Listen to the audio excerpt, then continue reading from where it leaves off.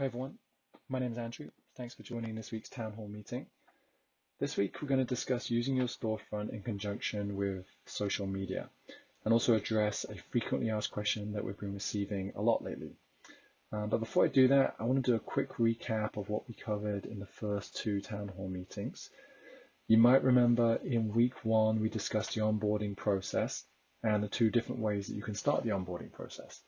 So option number one is to go to the URL longabergerfamily.com. Once that page loads, you can enter your email address and your password, and then complete all of the steps in the onboarding process to set up your account.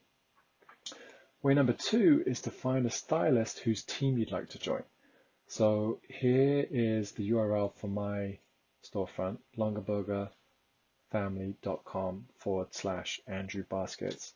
And at the top of my storefront page, you see this button, Join My Team.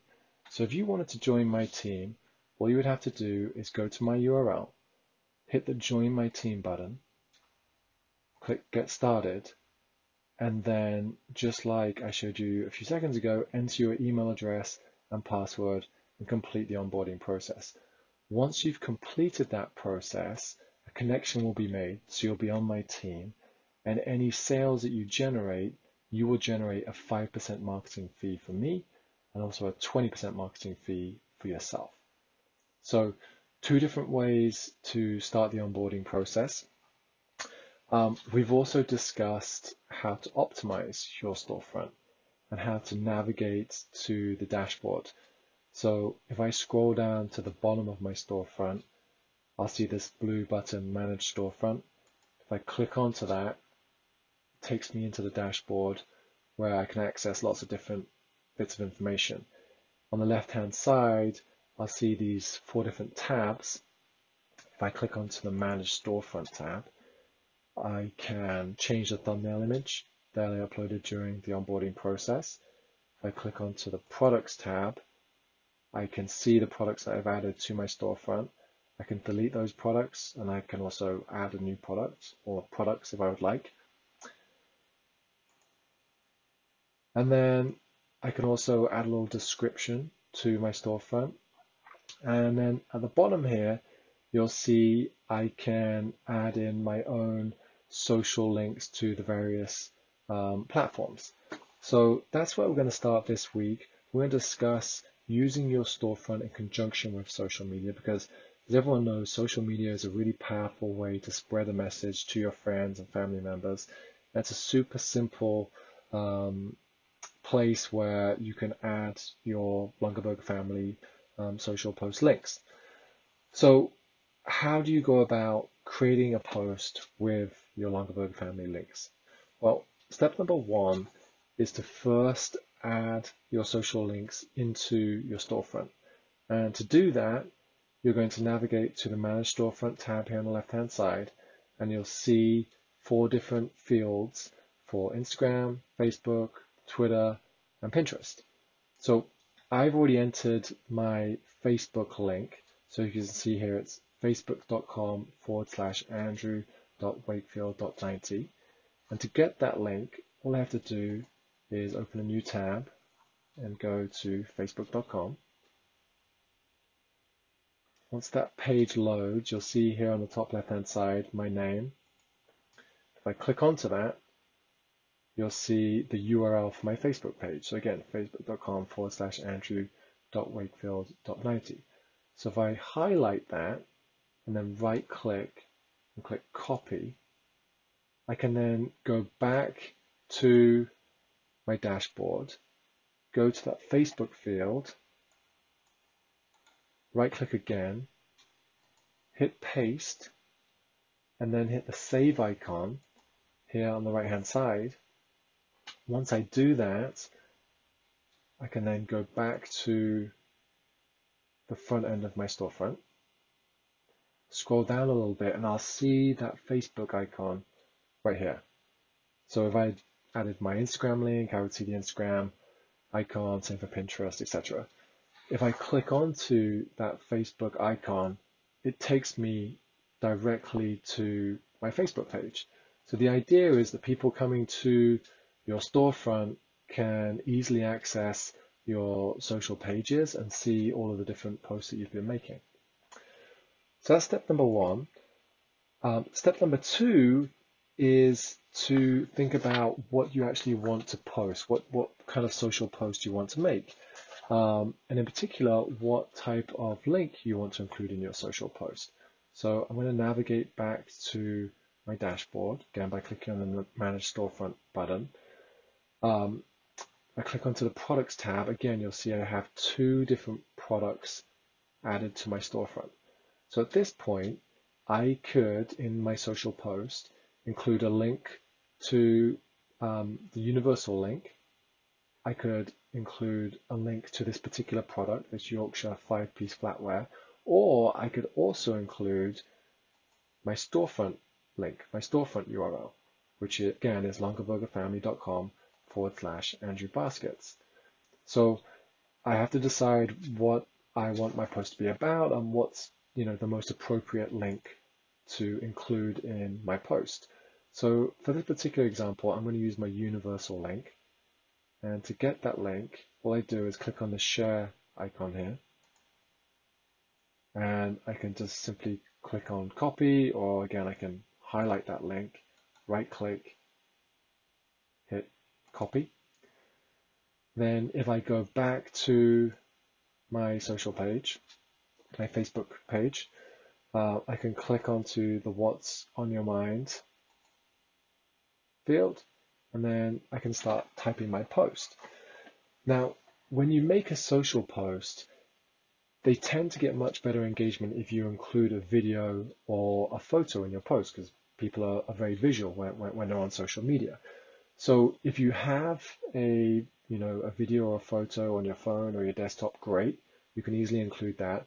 If you don't, no problem at all. What you can do is grab an image or grab a video from the Longaberger Family Facebook page. To do that, super simple. All I have to do, again, is go back to Facebook, and in the top left-hand side, you're going to see this search icon. I can type in Longaberger Family. And when I do that, the first search result I see is a link to the Longaberger Family Facebook page. Once I get there, I can see all the posts that have been made onto this page. And I can also see at the top here, there's a Photos link. If I click onto that Photos tab or link, I can see all the different photos that have been added to this Facebook page. So timeline photos, mobile uploads, cover photos, etc. If I click onto timeline photos, I see all of these great photos that have been added to this Facebook page. So, great pictures of product, great pictures of people involved with the business. And what I can do is I can pick a photo that I think is, a good looking photo, and also one that fits with my post that I'm going to make. I can then click onto it, right click, scroll down and click on Save Image As. I'm just going to save this one to my desktop, but I could also save it to a particular folder. I'm just going to call this one FB Post. Now I've saved that image, and I can use that image in my own Facebook post. So I'm going to go back. I'm going to enter in a little bit text to my post. So excited to be a Longaberger stylist. Check out all of the new products. So again, I'm going to take that universal link, product link that I've already copied from my dashboard. So I'm just going to copy it again, go back into that post, going to right click, click paste. Now it scrapes an image for me, which is a pretty good image, but in this case, I want to use that image that I just saved from the Longaberger Family Facebook page. So to do that, I just click onto or select this photo video icon. It's going to open up a new tab. Again, remember I saved that image to my desktop, and you'll see here I've got that photo that I saved. Okay, so nice photo, good looking photo with products that, you know, hopefully people are going to be interested in buying. And then if I click onto post, that Facebook post will have been made, and everybody that follows me will see this post in their Facebook feed. If they like, you know, Longaberger, if they trust my judgment, which I'm sure they do, they can then click onto this link, go to longaberger.com, shop around. If they make a transaction, if they buy something, you'll receive credit for that transaction. Okay, so super simple to find your link, make your post, paste your link, take either a piece of content that you have on your phone or your computer, upload that, or if you don't have one, grab one from the Longaberger family Facebook page and upload that. One thing to keep in mind, like I mentioned last week, it's really important that in your post you include your own personal link. So a link that you've found or that you've generated from your dashboard. So make sure that you don't just include longaberger.com or longaberger.com/ a particular product. It's really important that you're generating these links and getting these links from your own dashboard. These have to be your own unique links in order for us to track any sales activity and ultimately give you credit for any sales that you influence. Okay, so hopefully that makes sense. You know, each of the different social platforms are slightly different. For Instagram, you have to have the content on your phone before you can upload.